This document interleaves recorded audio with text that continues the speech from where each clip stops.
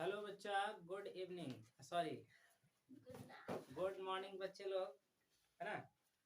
कभी कभी मिस्टेक हो जाता है बोलने में, ध्यान कहीं से कहीं और चल जाता है। तो जैसा कि बच्चा आप देख रहे हैं कि आज हम लोग पढ़ेंगे त्रिभुज। ये ज्योमेट्री का एक भाग है ज्यामिति का, है ना। ज्यामिति, ज्यामिति इसको हम लोग कहते हैं ज्योमेट्री।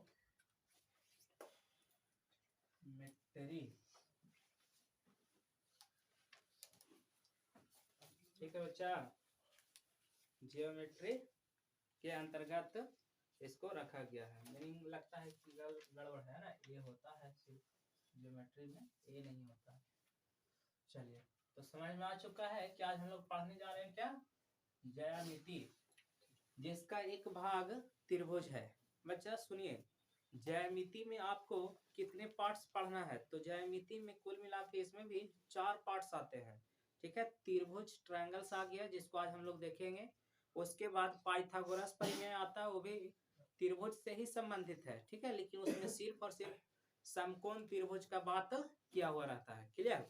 उसके बाद तीसरा आता है वृत्त पर खींची गई स्पर्श रेखा, यानी वृत्त से संबंधित आपका आएगा। ओके, यानी देखिए ज्योमेट्री में क्या क्या आ गया, 4 पार्ट्स में पहला त्रिभुज, दूसरा भी त्रिभुज से ही रिलेटेड रहेगा लेकिन समकोण त्रिभुज सिर्फ रहेगा, जो पाइथागोरस परिमेय द्वारा, यानी कि पाइथागोरस नाम के एक गणितज्ञ थे, वो उनके बारे में टोटली जो है ना उसी के बारे में बताया गया।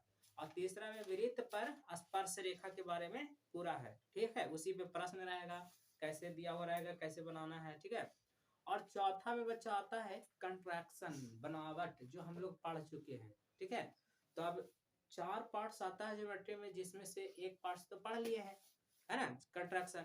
अब बचा हुआ 3 ही गुना है जिसको हम लोग बारी बारी से देखेंगे। उसमें से भी आज हम लोग पढ़ने जा रहे हैं क्या, त्रिभुज पढ़ने जा रहे हैं। ठीक है, जैसा कि बच्चा आप लोग के लगता होगा और बहुत लोग ये कह कह के डरा दिए होंगे कि ज्योमेट्री बच्चा बहुत हार्ड है ना, समझने में बहुत मुश्किलें होता है।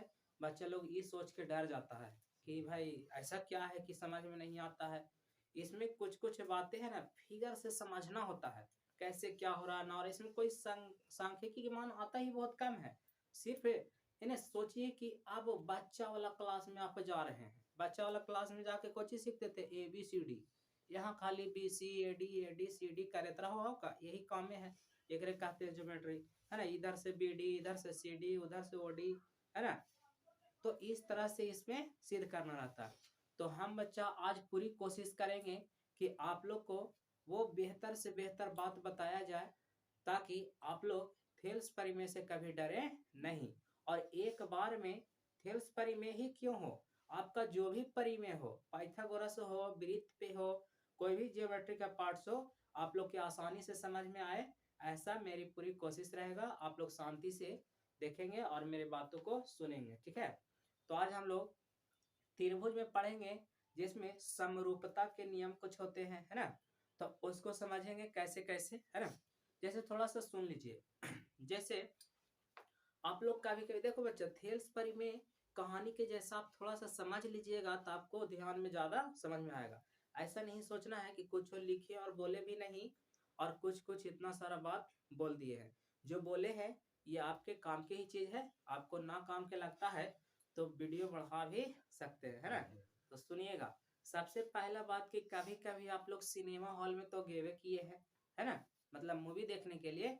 वहाँ छोटी सी रील में, रील समझते, पहले के जमाना में रील से हुआ करता था।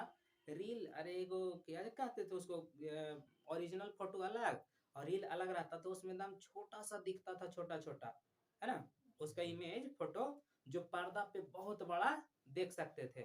पहले के समय में चलता था रील, है ना।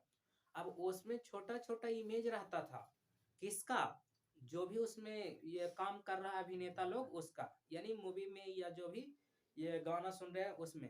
अब उसी को पर्दा पे एकदम बड़ा में दिखा सकते थे, और दिखाता भी था, हम लोग देखते भी थे। हम ही लोग के ले लो, हम लोग का इतना बड़ा शरीर है, अब फोटो कोई खींचता है तो इतना बड़ा आता है, छोटा सा फोटो आता है, क्या हम लोग उसमें अलग रहते हैं? नहीं। तो समरूप जो शब्द है बच्चा त्रिभुज में आता है, वो बस अपना फोटो इमेज करिए कि हम जैसा है दम हूबहू वैसा ही एक वाव है फोटो में, तो समरूप हुआ। लेकिन वो छोटा भी हो सकता है, आपसे बड़ा भी हो सकता है ना। जैसे हो सकता है मेरे से बड़ा कोई फोटो बना के निकाल दिया हो, तो क्या उसमें अलग रहेगा, उसमें भी हाथ पांव सारा के सारा सेम रहेगा, बस आकृति छोटा बड़ा हो सकता है। क्लियर? तो सेम टू सेम दिखता है, उसी को समरूप कहते हैं। क्लियर? समरूप बहुत सारे चीज हो सकते हैं, वर्ग हो सकता है, वृत्त हो सकता है ना। तो आप समझेंगे कुछ कुछ। पहले इससे पहले बच्चा आप जान लीजिए कि यूनान के कोई वैज्ञानिक थे 600 ईस्वी पूर्व में, है ना। देखिए सुन लीजिए, लिखने की सारी बात नहीं है, कुछ कुछ समझा भी रहे हैं तो समझना जरूरी है ना। इसको तो पता है कि हम लोग ट्रायंगल कहते हैं। क्या कहते हैं बच्चा? ट्रायंगल्स। ठीक है, मीनिंग सही है ना? ट्रायंगल्स, ए छूट गया है।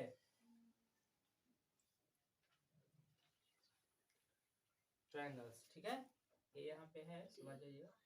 तो बच्चा ट्रायंगल्स में हम लोग अब त्रिभुज बोले तो जरूरी है कि समकोण त्रिभुज आएगा, समबाहु त्रिभुज आएगा। त्रिभुज में बच्चा कैसनो त्रिभुज आ सकता है।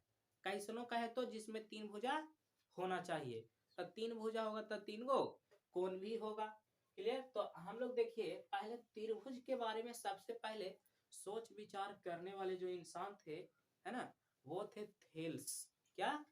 थेल्स नाम के वैज्ञानिक थे, जो 600 ईस्वी पूर्व में, ठीक है, 600 ईस्वी पूर्व मतलब समझ रहे हैं, ईसा मसीह से पहले की बात है। उस समय घटते आता था, यानी कि ये 500 400 ऐसे ऐसे आते आते आवाज यहाँ तक हम लोग पहुंच चुके हैं 2022 तक। क्लियर? 600 ईस्वी पूर्व मतलब उधर से घटते क्रम में आना। उस समय यूनान में वैज्ञानिक थे, कहाँ के? यूनान के। यूनान के वैज्ञानिक यानी गणितज्ञ कह सकते हैं, क्योंकि गणित की दुनिया का क्या थे, यानी मतलब ज्यादा ज्ञानी थे। ठीक है, अब ये इंसान जानते हो मिस्र में गया कभी घूमने, कौन? ये बेचारा थेल्स। कौन? यूनान के थे, कौन? थेल्स।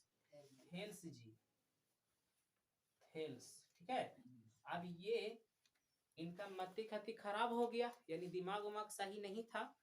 अब चाहे जो कहिए माने कर दिया घूमे के, तो चले गए मिस्र में। मिस्र एगो देश है ना, जगह है। कहाँ चले गए? मिस्र में। ऐसा नहीं समझना, देखो बच्चा हम समझा रहे हैं, ये नहीं समझ जाना कि मिस्र में लिख दिया तब मिस्र क्या, नहीं है यूनान के, और गए थे घूमने मिस्र में। ठीक है, अभी मिस्र में गए तो इनका कुछ कुछ दिमाग में चलने लगा। कोची के देख के पता है, वहां बहुत सारा पिरामिड हुआ करता था। पिरामिड समझते हो? नहीं, चलिए पिरामिड समझते हैं। हम लोग कभी कभार मंदिर बनाते हैं तो मंदिर में डिजाइनिंग देखना, आप लोग पटना के महावीर मंदिर को देखे होंगे। तो उसी तरह से बाबू चारों तरफ से, सुनिए, चारों तरफ से ऐसे रहेगा। देखो मेरा कहने का मतलब है, पिरामिड 3D इमेज है तो दिखाना मुश्किल थोड़ा होगा, यानी कहने का मतलब कि ये बराबर ऐसा रहेगा। ई साइड से कोण, मतलब ये देखिए इसी तरह से ऐसे जाते जाते ये बराबर रहेगा, ऊपर जाते जाते सटेगा, ये ऊपर जाते जाते सटेगा, और इधर से ऊपर वैसे ही चरखुट आयत के जैसा जाके सटते रहेगा। ऊपर में कोनी जो है ना, ऐसे नीचे से ऐसे जाएगा, और यहाँ से ऐसे जाते जाते सटेगा। ये तो लग रहा है आगे से है, वो साइड से है भी बाबू, वो साइड से ऐसे जाके मानो कि सटा हुआ है, और एहू साइड से है बाबू एगो जो आपके ऊपर सटा हुआ, और एकदम वो पट्टी वाला कैसे दिखावे हैं, वो पट्टी यानी चारों तरफ से, है ना, दम चरखुट जाके सटा हुआ है। नहीं समझे? वैसा कृति को पिरामिड कहते हैं। वो मंदिर के जैसा भी नहीं रहेगा, अगर लोलीपॉप से ससार गया ना तो नीचे, समझे बात को? पिरामिड आप सर्च करिएगा तो दिखाता है ना। मेरा डिजिटल बोर्ड तो नहीं है कि दिखा सकते थे। तो पिरामिड मतलब समझ गए, चारों तरफ से बराबर रहेगा और बीच में नोकी रहेगा दम ऊपर में। ठीक है, तो उस पिरामिड की परछाई को देखें, कौन? थेल्स जी। और देखें तो अपना कुछ कुछ नियम लागू वहीं किए, ऊंचाई वगैरह निकालने के लिए, है ना, प्रयास किए और निकाले भी, और उसमें ये इनका सफलता भी प्राप्त हुआ। समझ में बात आया? तो वहां से एक ये अपना नियम भी दिए, एक बात बोले थे। क्या बोले थे? थेल्स जी का बात था क्या कि समरूप त्रिभुज में, सुनिए त्रिभुज का ही बात है, तो बोले कि समरूप त्रिभुज में, है ना, किन्हीं दो भुजा को ले लीजिए, किन्हीं सॉरी समरूप त्रिभुज में किन्हीं दो संगत भुजा, संगत कहे तो बराबर, साथे साथे वाला, ठीक है। मान के चलिए कि आप लोग कभी अष्टमोन बॉक्स में ऐसा त्रिभुज देखे होंगे, बीचों से ऐसा काटल रहता होगा, है ना जी, या ऐसनो रह सकता है, मतलब ऐसे, अब बीचवा में से इस तरह से एगो छोटका भी रहता, अष्टमोन में देवल रहता है, ये वाला चीजें समझे। तो समझिएगा, अब ये वाला चीजों में बोला कि संगत भुजा, ये भुजा, ये वाला भुजा संगत कहलाएगा, ये नहीं कि इसको इसको ले लेंगे, इसको इसको संगत कहेंगे, तो इसको इसको कहेंगे, इसको इसको कहेंगे, क्लियर। तो यही देखिए थेल्स जी का कहना था, सुनिए ध्यान से, ये बोले थे कि समरूप त्रिभुज में किन्हीं दो संगत भुजाओं की लंबाई का अनुपात जो है हमेशा, है ना, समान होता है। अनुपात जैसे कहने के मतलब हम कह दें कि ए बी सी, एक नाम दे दिए, इसको देते डी ई एफ, और इनके कहे अनुसार, थेल्स जी के कहे अनुसार क्या कि संगत भुजाओं का अनुपात क्या होता है? बराबर। तब मानिए ना कह सकते हैं कि ए बी, अब अनुपात मतलब बाटा, डी सी, है ना, अब बराबर मतलब बराबर होता है, तो कह सकते ई वाला और इसका लिए तो इसका और ये लेंगे, तब बी सी बटा ई एफ बराबर, यही तो कह सकते हैं कि ए सी बटा डी एफ। ये किनके अनुसार बच्चा? थेल्स परिमेय के अनुसार एक बात बोले थे समरूप त्रिभुज पर, कि जब समरूप त्रिभुज आप कहिएगा तब उनकी संगत भुजाएं बराबर होगा। जैसे मान के चलो कि मेरा एक फोटो खींच के बड़ा एक साइड में खड़ा कर दिया, तो कहेगा कि इसकी सब चीज बराबर करिए, तब क्या क्या बराबर होगा? मेरा दाहिना हाथ होगा दाहिना हाथ के बराबर, मतलब मेरा इमेज वाला फोटो कॉपी जो रहेगा मेरा उसका, मेरा मुंडी उसका मुंडी के बराबर, मेरा पैर उसका पैर के बराबर, मतलब संगत मतलब ये चीजें हुआ, क्लियर। तो बात समझ में? समरूप किसको कहेंगे? तो समरूप जिससे करवा रहे हैं उसका संगत भुजा, और जिससे कर रहे हैं उसका संगत भुजा का अनुपात बराबर होना चाहिए। देखिए जैसे इली के भी दिए हैं बच्चा, समझ में आ रहा है ना? इस सारा चीज कौन इतना विश्लेषण किए हैं, बात नहीं करेंगे, थेल्स जी किए हैं।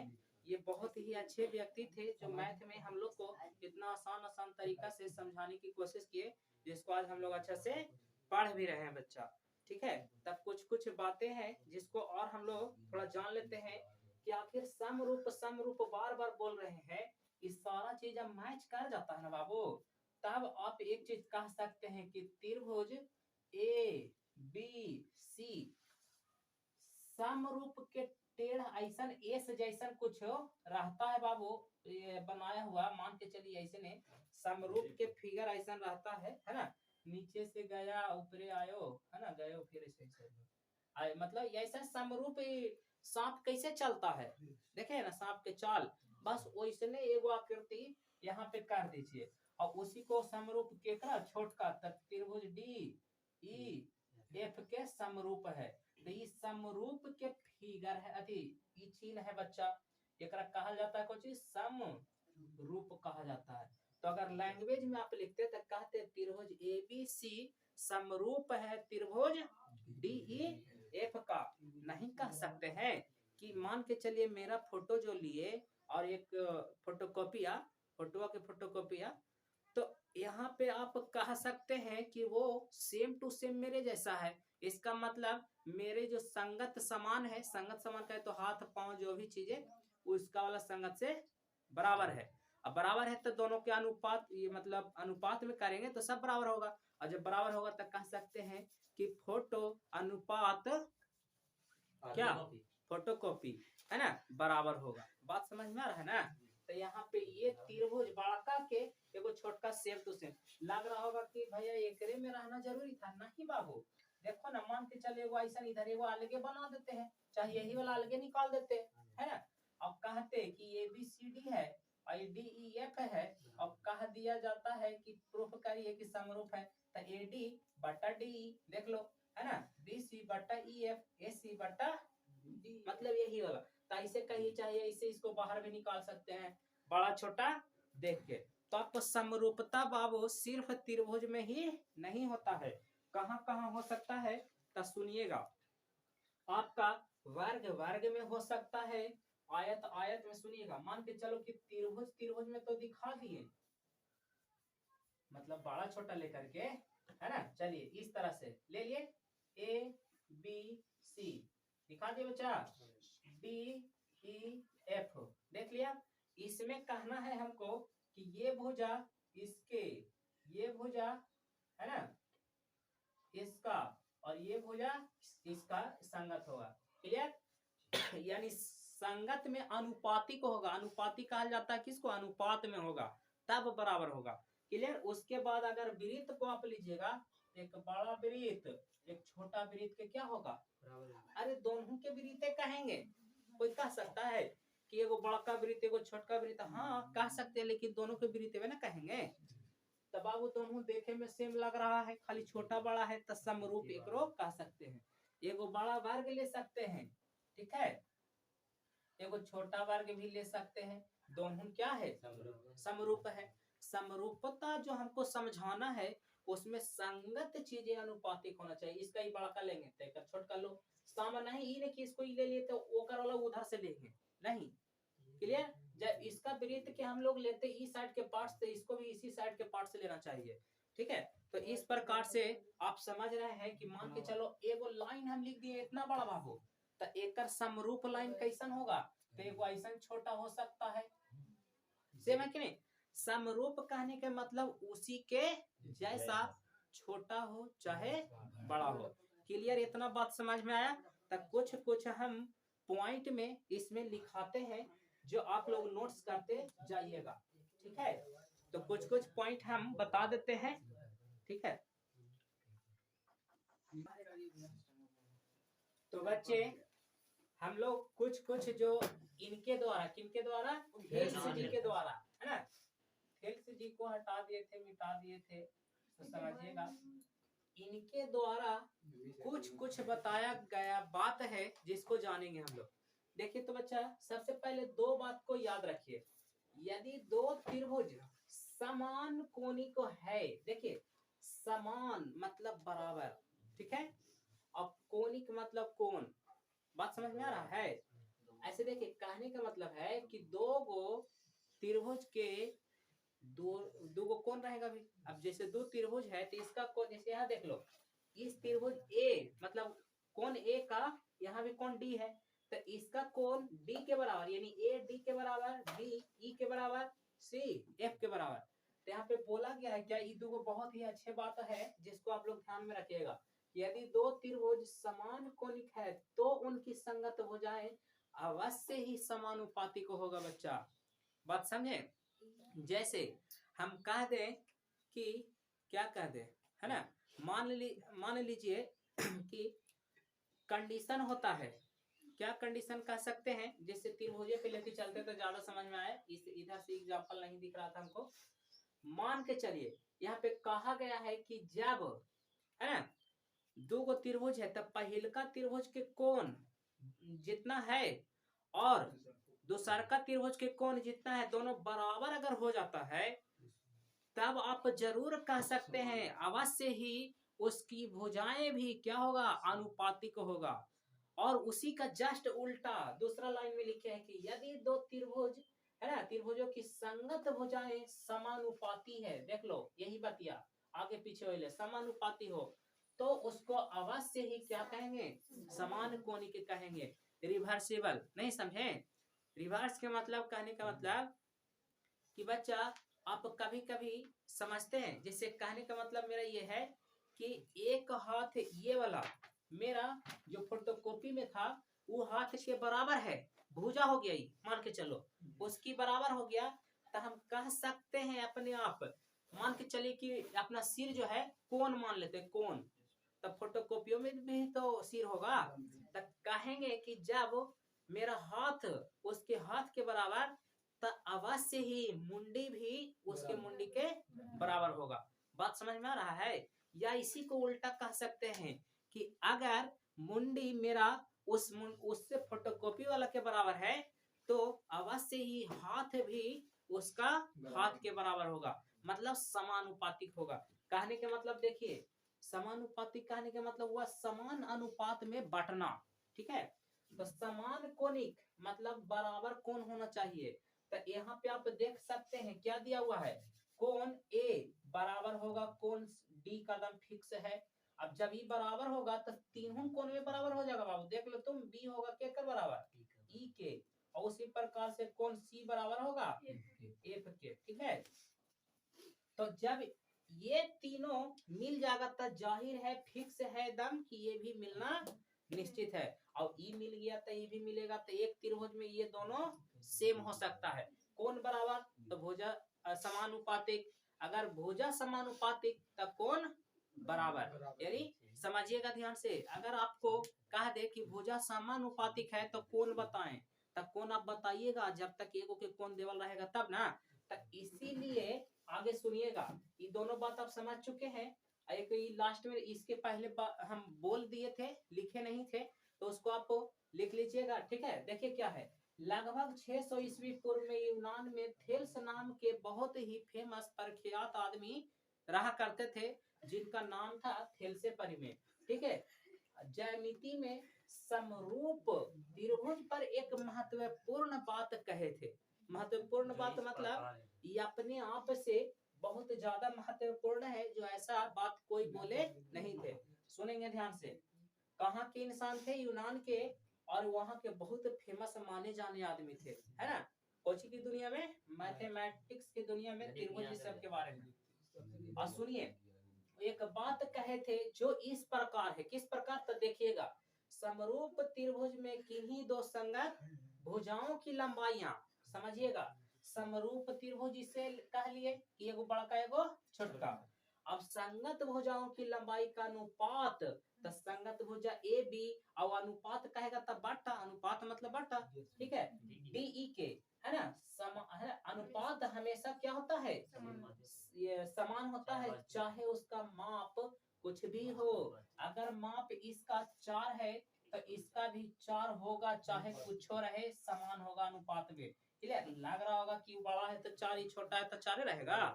तो बाबू छोटा करना देवल, हम 5 फीट के फोटो खींचेगा तब 5 फीट के आवेगा नहीं, वो आएगा 1-2 इंच के आवे करता है। तो ये समरूप बोले कि नहीं, तो बस वैसा ही ये बात को बोले थे, है ना, चाहे उसका माप कुछ भी हो, है ना। ये बात अपन बोले कि ऐसा होता है।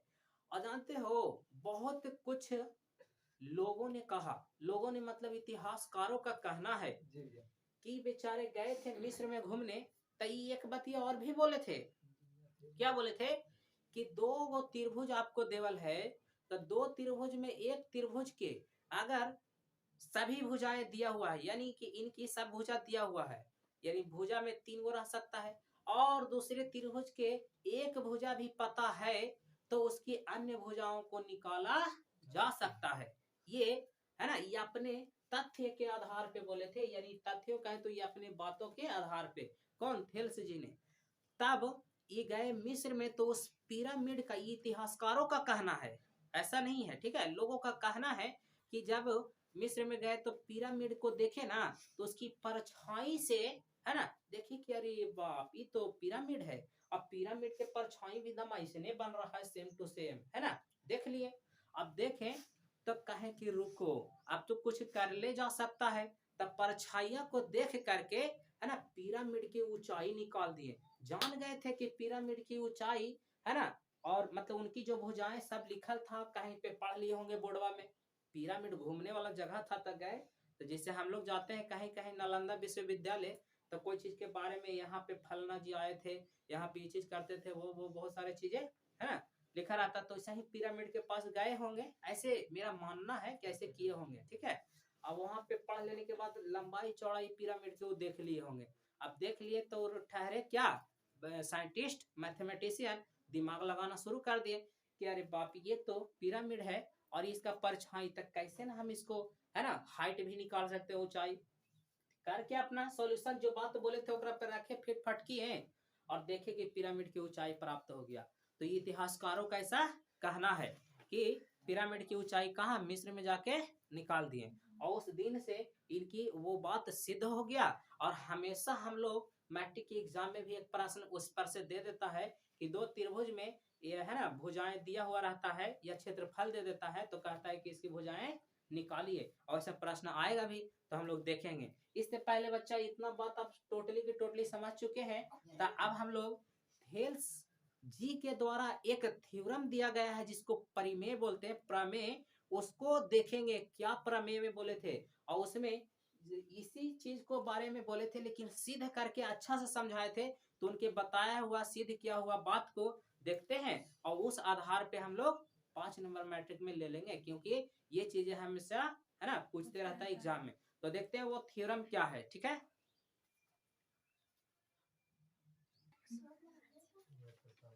तो बच्चे देखेंगे हम लोग थेल्स जी द्वारा दिया गया परिमेय। तो देखेंगे किस तरह से है बताया हुआ, हम लोग पूरा इसको आराम से समझने की कोशिश करेंगे। ओके, देखिए थेल्स जी ने त्रिभुज समरूप है ना, इस आधार पे कुछ कुछ बातें बोले थे जिसमें एक मतलब परिमेय भी दिए थे है ना, इसीलिए उनका नाम ही से पड़ गया थेल्स परिमेय। यानी वो खुद एक परिमेय दिए थे, एक थ्योरम जिसको कहते एक बात बोलना, वो बात जो बोले थे वो बातिया को थ्योरम बोला गया परिमेय, जो उनके नाम पे पड़ गया थेल्स परिमेय। ठीक है, जिसका नाम आधारभूत अनुपातिकता परिमेय है। इसका मतलब हुआ कि एक आधार लिया गया मतलब त्रिभुज के और उस आधार से उसका समानांतर त्रिभुज मतलब भुजाएं खींचने के बाद वो एक त्रिभुज को दो भागों में बांट दिया गया। ठीक है, समझेंगे पूरे क्वेश्चन में टोटल डिटेल में बताया गया है। तो आराम से सुनिए, इनका जो थेल्स परिमेय आखिर एग्जाम में अगर तक लगेगा आखिर है ही कुछ भाई, तो कैसे पहचानेंगे? तो देखिए इनका पहचानने का एक ही बात है। देखिए यदि किसी त्रिभुज की एक भुजा, शांति बनाए रखो, किसी भी त्रिभुज के एक भुजा ले लीजिए, चलिए मान के चलो हम बीसी ले लिए, मतलब समझने के लिए कोई भी त्रिभुज की एक भुजा के समांतर एक रेखा खींची जाए। एकदम ध्यान से सुनना कि एक त्रिभुज के 3 भुजाएं होती है, आप कोई एक भुजा के एकदम समानांतर एगो रेखा खींच दो। देखिए हम लोग डी ई खींचे, एकदम बताए तो ट्रेन के पटरी के जैसा है कि नहीं? समझे बात को बच्चा? तो बताया खींची जाए तो अन्य दो भुजाएं एक ही अनुपात में विभाजित हो जाती है।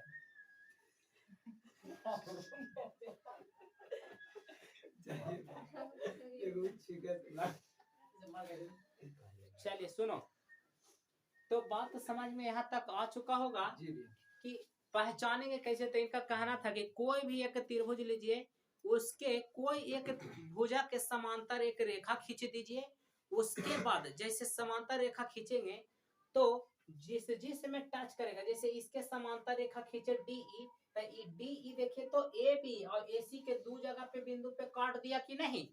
काट दिया। तब बोला था कि रुको जी उसको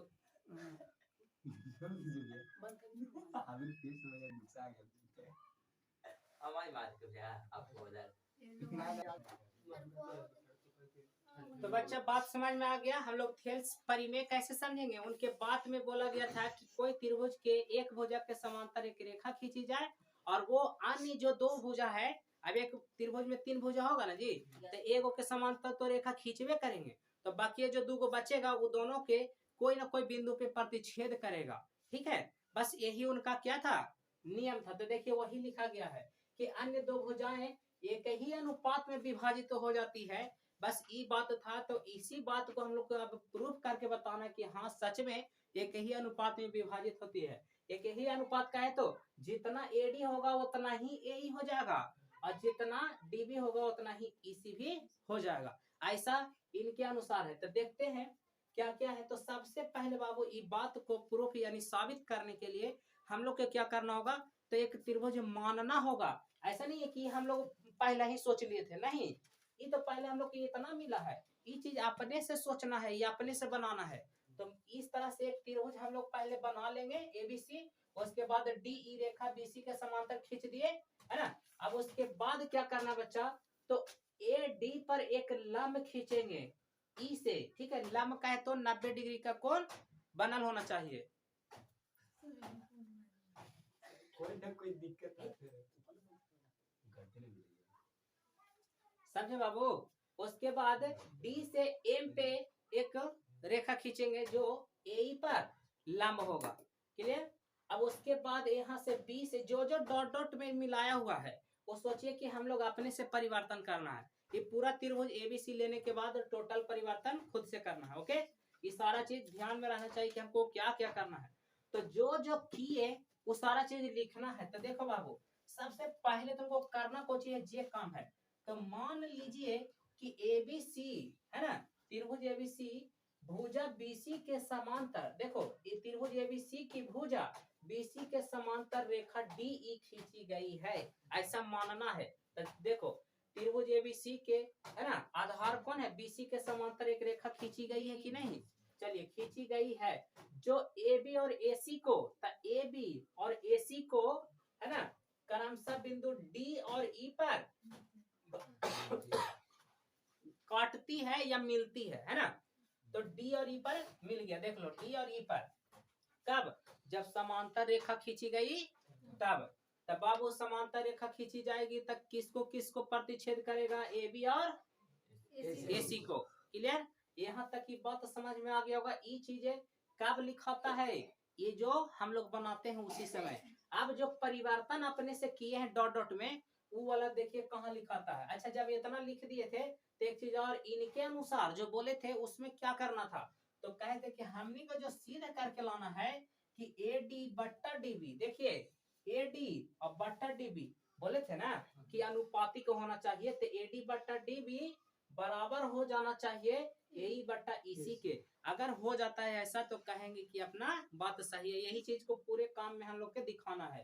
तो देखिए बच्चा, इसके लिए रचना करेंगे हम लोग, कुछ कुछ ओकरा में बनाएंगे।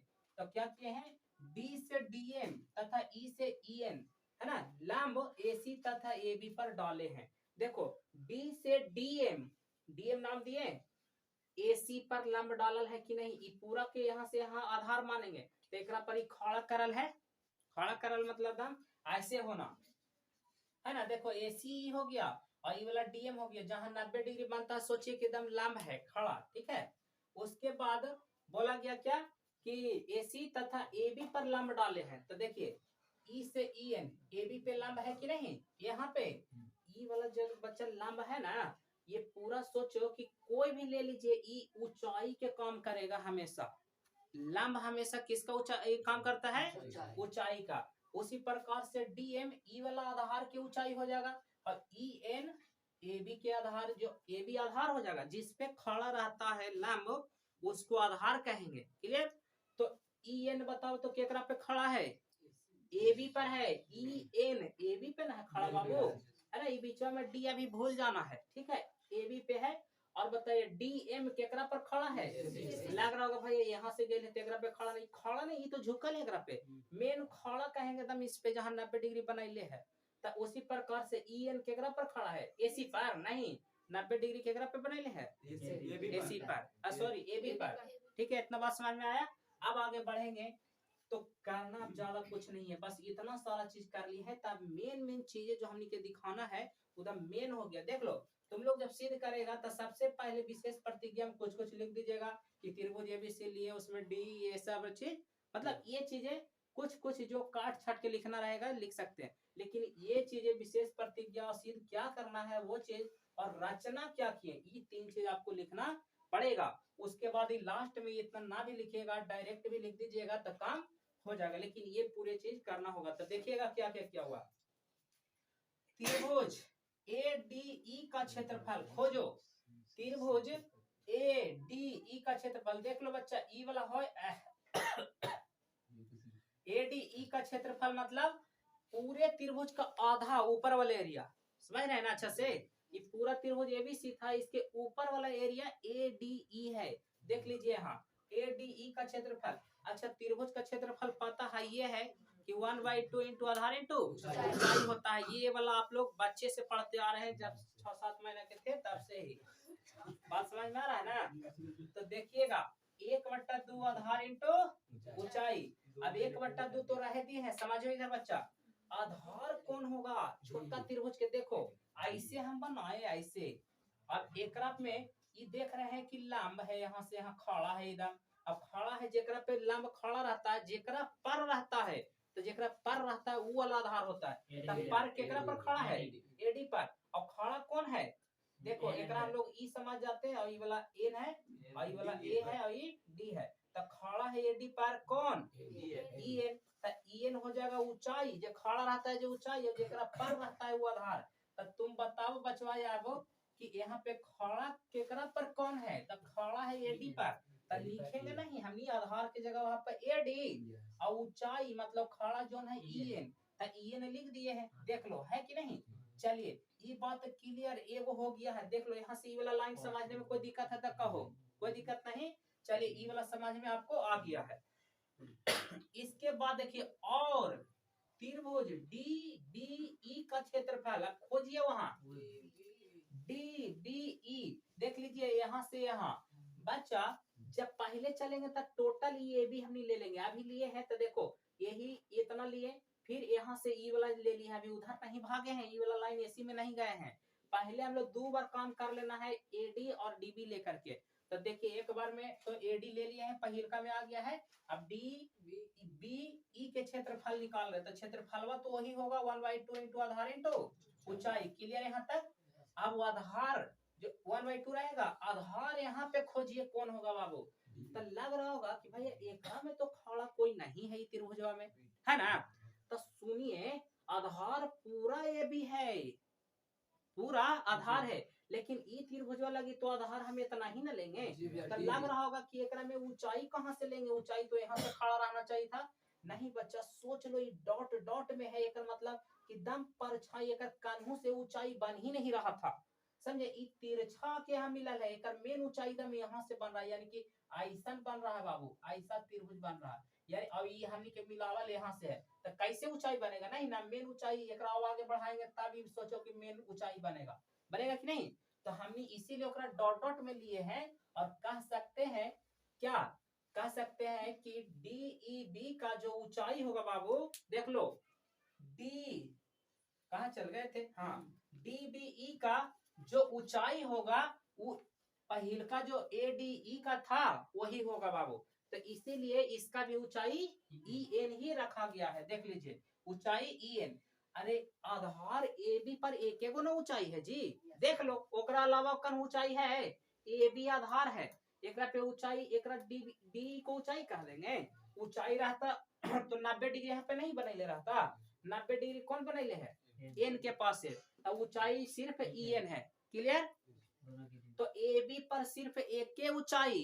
अब चाहे जहां पे जरूरत पड़े ई वाला आधार में वही रखेंगे। उसी प्रकार से जब इसमें आएंगे तब कै गो ऊंचाई है? बस डीएम। तो जहां इसमें चले तैयो डीएम रखे पड़ेगा, इसमें चलेगा तैयो डीएम रखे पड़ेगा। बस समझ में आया? तो यहाँ पे ई एन हम लोग समझ चुके हैं। तो यहाँ से आपको मिल गया त्रिभुज। ये देखिए ऊपरे वाला का क्षेत्रफल निकाल गया है, देख लो कितना ये मिल गया। फिर उसी तरह से डीबीई का क्षेत्रफल भी हम लोग के मिल गया। बताइए इतना समझने में कोई दिक्कत है किसी को? नहीं। 2 आप लोग निकाल चुके हैं।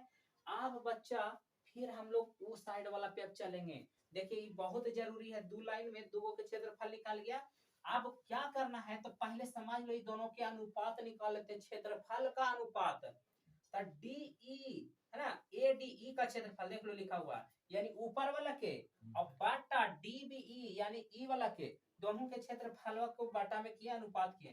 तो देखिए ये आया था, जे रख दिए हैं, और फिर डीई देखो इसका डीबीई का क्षेत्रफल रख दिए। अब सोच के देखो 1/2 से 1/2 कट गया, ईएन से ईएन भी कट गया, तब बचा कौन? यही ना बचा। और यही ना लिखल है एडी बटा डीबी। इसको मान लिए समीकरण 1। समीकरण 1 तक समझने में कोई दिक्कत है तो कहिए। नहीं, मेनली फिगर समझना कि कैसे कैसे लेवल जा रहा है। अब आ जाइए बच्चा फिर कहाँ है ना, फिर में इधर त्रिभुज ए डी ई का क्षेत्रफल। लग रहा होगा कि भैया अभी तो एक क्षेत्रफल निकाले थे, देखिए तो 1/2 AD into EN तो निकाल ले, तो काहे ले अब निकाल रहे हैं ना बाबू। अभी वाला में आधार हम लोग इसको लिए थे, अब इस साइड से आधार इसको लेंगे क्योंकि प्रूफ करना है, तो इसीलिए फिर से लिखे हैं ADE का क्षेत्रफल। हाँ तुमको मन करता है तो ADE ना लिख के AED लिख सकते हो, है ना। लग रहा होगा कि ADE के तो निकाल ही लिए हैं, तो हमने फिर वही चीज काहे ले लिखे, इधर वाला चल रहे थे तो इधर से घूम गए, इधर वाला निकालना तो AED लिख सकते हैं भी, यहाँ पे ADE के जगह पे AED लिख सकते हो, तब कर दे या समझ जाएगा, समझ जाएगा ना। तो चलिए बहुत अच्छी बात, आप समझ जाइएगा। तो इसको हम लोग ADE ना लिख के AED भी लिख सकते हैं। अरे इधर से घूम गए हैं सिर्फ, इससे बोध ये हो रहा है कि उधर वाला निकाल रहे हैं, ठीक है।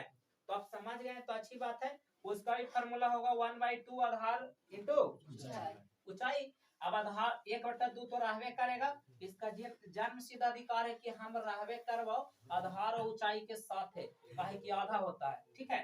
तो ये रह गया। अब बताइए बच्चा यहाँ आधार कौन होगा इसके लिए, तो आधार जब हम लोग AED में चले हैं तो आधार यहीं से है, और जब हम लोग इधर चलते तब वो आधार ही पूरा होता, लेकिन लेते तो नहीं, काहे कि इधर ले चुके हैं। तो आधार AE, तब बताओ तो ऊंचाई DM होगा, तब बस मिल गया है, देख लो आधार के जगह पे AE और इंटू DM ऊंचाई के जगह पे। चलिए ये बात एकदम क्लियर हमको लग रहा है कि आ गया होगा समझ में, इसको भी वैसा ही था। अब फिर सोचो अब कौन त्रिभुज बचा, जब एकरा में ADE लिए थे तो यहाँ DEB लिए, तो ऐसा ही AED ले लिए हैं, तब बच गया है, देखो ना बबुआ। हाँ एकरा कह सकते ECD, तो देखिए ना लिखल है यहाँ, हाँ ECD ना लिख के DEC लिख दिया, देखो DEC यही ना आया। हाँ तो समझ में आ चुका है कि DEC का क्षेत्रफल फिर वही होता है 1/2 इंटू आधार इंटू ऊंचाई 1/2 रहेगा। अब आधार देखिए बबुआ, EC त्रिभुज वाला की आधार होगा, लेकिन ऊंचाई तो हम बता दिए हैं कि ये आधार पर एक ही ऊंचाई है जिसको हम लोग DM कहते हैं, तो DM भी रख दिए हैं। अब बताइए कोई दिक्कत है। अब क्या करना है, बस ये दोनों को फिर से अनुपात कर देना है, देख लो ADE का क्षेत्रफल लिख दिए हैं बटा DEC का क्षेत्रफल लिख दिए हैं। अभी जितना आया है तो कितना आया, देखो जितना आया वो पूरा रख दिए, और फिर इसका वाला जितना आया है वो पूरा रख दिए। अब एक में सोचो 1/2 से 1/2 गया, DM से DM गया, तब बचा AE बटा EC, और एक हम लोग समीकरण 2 नाम दे दिए बच्चा। अब करना क्या है, तो अब कुछ कुछ चीजें हम लोग को समझ के और लिख देना, हो गया आपका काम खत्म। जब बच्चा AE बटा EC और समीकरण 1 में AD बटा DB आ जाए, तो एक बात पहले ही हमने के पता चल चुका था कि DE समांतर है BC के, देखो एक समांतर के चिन्ह कहा जाता है, दो गो रहता है ना, ऐसे खड़ा खड़ा, तो कहा जाता है समांतर, क्या, हाँ समानांतर कहा जाता है, समझिए। तो जब ऐसा कर लीजिएगा तब आपको पता चल जाएगा, ऐसा तभी आएगा जब समांतर रहेगा तब। तो DE समांतर है BC के, ये बात लिखना बहुत जरूरी है, इसीलिए लिख दिए हैं। इसीलिए मैं फिर लिखे हैं कि त्रिभुज DBE का क्षेत्रफल खोजो, कहाँ है DBE का क्षेत्रफल, देखिए ई वाला छोटका है ना, बराबर है त्रिभुज DEC का, यानी DEC का, यानी इधर वाला के ई वाला और उधर वाला के ई वाला, और दोनों बराबर है। क्यों, तब क्योंकि ये दोनों सोचिए केकर अंदर है, एक तो ई वाला दोनों समांतर रेखा के बीच में पड़ गया है, प्लस में दोनों के लिए ई जो है ना बिंदु क्या पड़ रहा है, देखो क्योंकि ये दोनों समान आधार, तेकर समान आधार कौन है, DE है, तो देखो लिख भी दिए समान आधार DE है ना, और एक ही जोड़ी समांतर रेखा, तो देखो एक ही जोड़ी कहा जाता है दो के, तो ई वाला और ई वाला मिल के बन गया है समांतर रेखा, एक ही जोड़ी समांतर रेखा DE और BC के बीच में दम स्थित है बच्चा, देख लो है ना, यही दोनों के बीच में दोनों त्रिभुज बन रहा है, उधर नहीं किया है, इसीलिए वो बराबर है। तो ये चीजें लिख दिए हैं, आप ना भी लिखिएगा तो चलेगा, ठीक है, खाली कह दीजिएगा कि दोनों क्षेत्रफल बराबर है। अब क्यों बराबर है हम बता दिए, आपको भी मन होगा तो बता दीजिएगा, ठीक है। अब क्या करना है, बस अब कुछ नहीं, कहानी खत्म।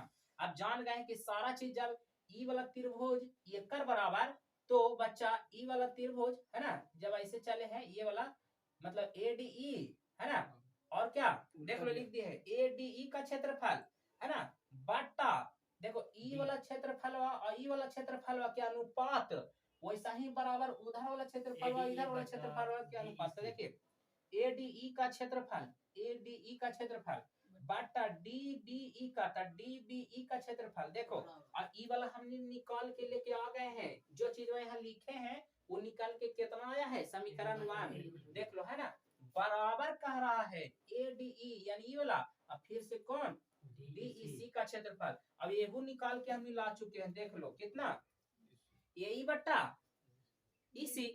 आप बताओ बाबू जब ये दोनों सब बराबर है ये है तो समीकरण 1 और समीकरण 2 यही दोनों ना है, एक समीकरण 1 कहेंगे एक 2 कहेंगे, लेकिन ये हल हो क्या आया हुआ है इसीलिए लिख दिए कि इतना बराबर AD बटा DB, और देखो मतलब इतना के बराबर ही था और बराबर की चिन्ह देवल था तो दे दिए है ADE का क्षेत्रफल बटा यानी इतना के बराबर ई है इसीलिए रख दिए हैं। अब इस तरीका से हम लोग के बोला था सिद्ध करे लगे तो ये हम लोग का हो गया प्रूव्ड। क्लियर, बात समझ में आ गया होगा ऐसा मेरा मानना है।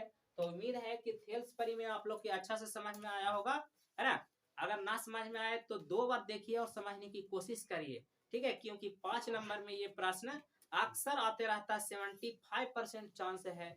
एक होता है पाइथागोरस परी में, उसको भी देख लेंगे। इसका विलोम भी होता है बच्चा उल्टा, उसमें आपको सिद्ध करने के लिए बोला जाएगा कि DE पैरेलल है BC का, ये चीज सिद्ध करे, ठीक है, जो कि कह देगा कि भुजाएं अनुपातिक है। क्लियर, तो उम्मीद है समझ में आया होगा। अगले बार हम लोग देखेंगे इस पे कुछ प्रश्न भी है जिसको आप लोग एक्सरसाइज से है ना बनाइएगा 1 का A से। क्लियर, बनेगा भी, ठीक है, इसी पे।